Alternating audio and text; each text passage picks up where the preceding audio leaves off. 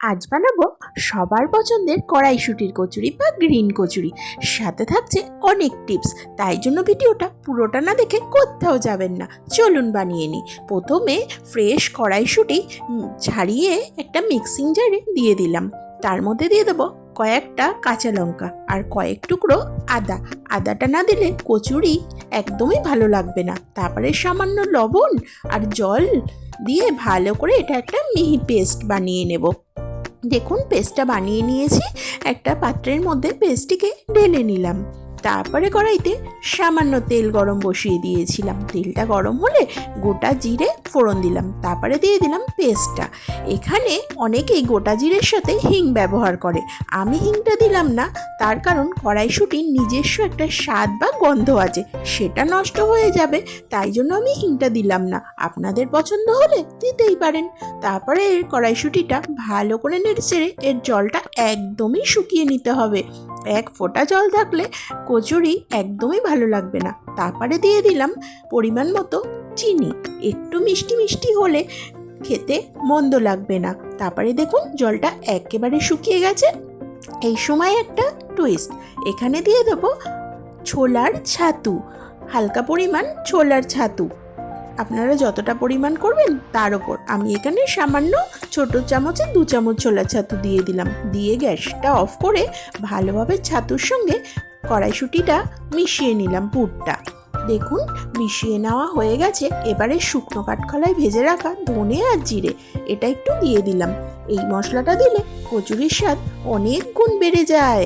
তারপরে এটাকে ঠান্ডা হওয়ার জন্য রেখে দিলাম। এদিকে একটু ময়দা মেখে নিলাম। ময়দাটা ভালোভাবে মেখে নিতে হবে। ময়দা মাখা বেলার ওপরই তো ডিপেন্ড করে কচুরি বা লুচি কীরকম হবে। তারপরে দেখুন এখানে লেচি কেটে নিলাম। লেচিটা না ছোট না বড়, মিডিয়াম সাইজ। লুচির থেকে একটু পরিমাণে বড়ই করতে হয় কচুরির লেচি। তারপরে এটাকে একটু হাতের সাহায্যে একটা শেপ দিয়ে নিলাম গোল গোল করে। শেপটা দিয়ে নিয়ে এখানে আগে থেকে কড়াইশুঁটিটা যে বেটে রেখেছিলাম ওটা একদম ঠান্ডা হয়ে গেছে। ঠান্ডা হলে একটু শক্ত হয়ে যায়। তারপরে হাত দিয়ে একটু ভালো করে এরকম মথে নেব। মথে নিয়ে দেখুন তারপরে লেচি একটা করে নিয়ে এরকম বাটির মতো শেপ দিয়ে নিতে হবে। শেপ দিয়ে তার মধ্যে পরিমাণ মতো পুর দিয়ে দিতে হবে। পুরটা খুব বেশি দেবেন না, আবার একদমই অল্প দেবেন না। মোটামুটি পরিমাণ মতো পুর দিয়ে হাতের সাহায্যে মুখটা সিল করে এরকম করে নিতে হবে। দেখুন আমি আর একটা বানিয়ে দেখিয়ে দিচ্ছি।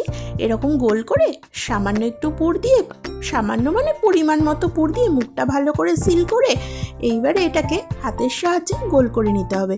এইভাবে সমস্ত লেচিগুলো আমি পুর ভরে নিলাম। তারপরে এবার বেলে নেব।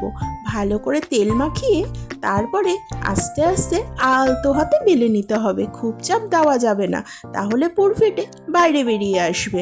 দেখুন আলতো হাতে একটু ভালো শেপ দেওয়ার চেষ্টা করলাম। এরকম গোল গোল করে বেলে নিতে হবে। আর একটা বেলে আমি দেখাবো। এরকমভাবে আলতো হাতে আস্তে আস্তে করে সমস্ত লেচিগুলোকে এরকম বেলে নিতে হবে। আমার বেলে নেওয়া হয়ে গেছে। দেখুন সমস্তগুলো বেলে নিয়েছি। দেখুন বেলাটা না মোটা না একদমই পাতলা। থেকেই কড়াইতে তেল গরম বসিয়ে রেখেছিলাম। তারপরে একে একে সমস্ত কচুরিগুলো ভেজে নেব। দেখুন কীরকমভাবে ভেজে নিচ্ছি। একদম ডিপ লাল করেও ভাজবেন না, আবার সাদাও না। কচুরি একটু হালকা লালচে করে ভাজলে খেতে বেশি ভালো লাগে। দেখুন বেলার ওপর মাখার ওপর বলেছিলাম না, ডিপেন্ড করে কীরকম হবে। দেখুন বেলা মাখা ভালো হলে সমস্ত কচুরি এরকম টপকা টপকা হয়ে ফুলে যাবে। এখানে আর একটা টিপস বলে দিই। কড়াইশুঁটির পুরটা যখন রেডি হয়ে গেছিলো লাস্টে একটু ছাতু অ্যাড করেছিলাম, যার জন্য কড়াইশুঁটির কচুরি করতে গিয়ে অনেক সময় পুর ফেটে কচুরির থেকে তেলের মধ্যে মিশে তেলটা একদম পুড়ে যায়। কিন্তু দেখুন যেহেতু ছাতুটা অ্যাড করেছিলাম সেই জন্য এই প্রবলেমে পড়তে হবে না। তেল একদম পরিষ্কার থাকবে আর পুরটা কচুরির মধ্যেই থাকবে।